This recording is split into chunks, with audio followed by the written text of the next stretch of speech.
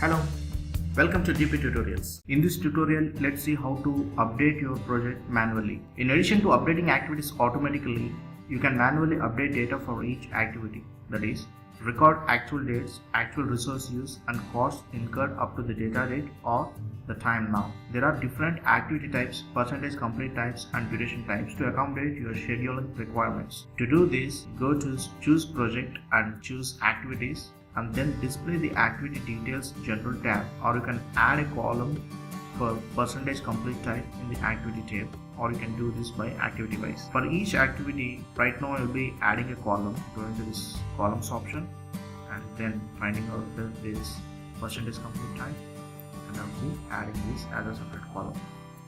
Then I would be selecting an activity and then select the percentage complete type based on how you report progress for the activity.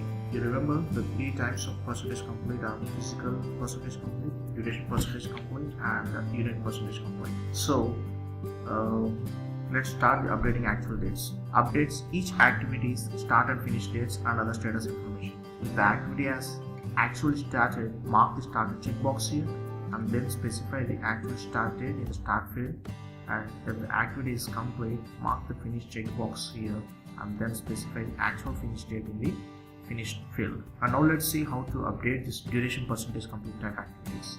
In the activities window, select an activity to update and display the activity details tab, status tab, and in the remaining field, type the remaining number of work periods or remaining duration needed to complete the select activity. When you schedule or apply actuals, the actual duration is calculated as the total working time from the actual start to the current data date. So this is how we update for the duration percentage complete. And for this, if resources are assigned to the activity, each resource's remaining units are calculated as the activity's remaining duration multiplied by its remaining units per time. And for the physical percentage complete type activities, in the activities window, select the activity to update and display the activity details status tab and enter the physical percentage complete right over here and the remaining duration for the activity.